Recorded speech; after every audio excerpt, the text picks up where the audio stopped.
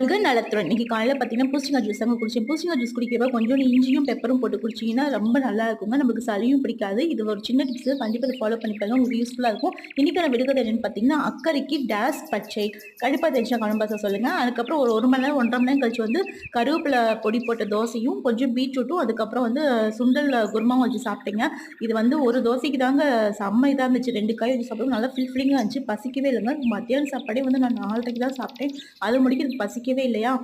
ஆனா மத்தியானம் சாப்பிட்றப்ப வந்து நல்லா ஏன்னா வீடியோ எடுக்க முடியலங்க. கொஞ்சம் நல்லா பசிக்க விட்டு சாப்பிட்டனால வந்து எனக்கு வீடியோ எடுக்கணும்னு மைண்டே இல்ல. அதுக்கப்புறம் தான் மத்தியானம் என்ன சாப்பிட்டேன் அப்புறம் வந்து வெள்ளைப்பூடு குழம்பும் நல்லா கெட்டியா வச்சிருந்தேங்க. வெள்ளைப்பூடு குழம்பு, நல்லா சின்ன வெங்காயம் போட்ட வெள்ளைப்பூடு குழம்பு. சௌசௌ பொரியல் வந்து தேங்காய் போட்டு ஃபர்ஸ்ட் டைம் பண்ணியிருந்தேங்க. செம்ம டேஸ்ட்டா இருந்துச்சு இந்த 2 குழம்புக்கும். எப்பவுமே வந்து வெள்ளைப்பூடு குழம்பு வந்து நம்ம கடைசியா சாப்பிட்றப்ப வந்து கொஞ்சமா தயிர் ஊத்தி வெள்ளைப்பூடு குழம்பு வச்சு சாப்பிட்டோம்னா அவ்ளோ தெய்வாமிர்தமா இருக்குங்க. யாருக்கெல்லாம் இந்த காம்பினேஷன் பிடிக்கும் கண்டிப்பா கமெண்ட் பாக்ஸ்ல சொல்லுங்க. இந்த வீடியோ பிடிச்சிருந்துச்சா ஒரு சின்ன லைக்கும், ஷேரும், சப்ஸ்கிரைபும் மறக்காம பண்ணிருங்க. வாழ்க வளத்துடன்.